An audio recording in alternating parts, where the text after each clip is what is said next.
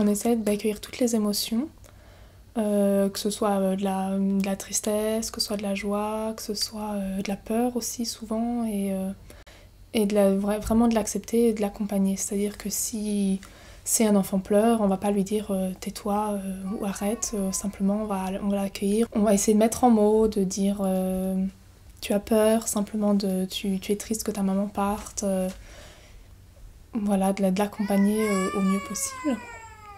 Des fois, il y a des cris de joie, des choses comme ça, et savoir simplement de se dire, bah tiens, là c'est une émotion qui essaye de sortir, c'est pas simplement un cri n'importe où, et de l'accompagner dans sa mesure.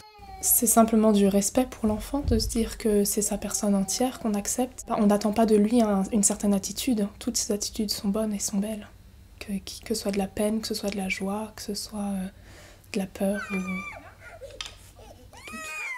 Si on prend le temps pour cet enfant qui est fâché, il se sent écouté, il se sent accepté et du coup, ça passe.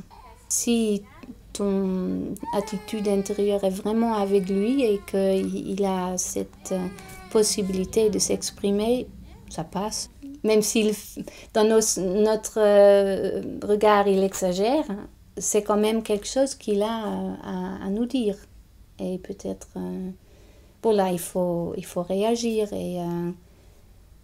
Et c'est sûr qu'il y a des limites, parce que déjà, si l'enfant se fâche tellement qu'il tape un autre enfant, qu'il tape les murs, qu'il mord, des choses comme ça, il y a des limites. C'est clair que ça, on ne fait pas à la crèche. C'est de nouveau cette attitude intérieure qui fait que tu peux faire comprendre à un enfant que c'est normal qu'on ne fasse pas ça.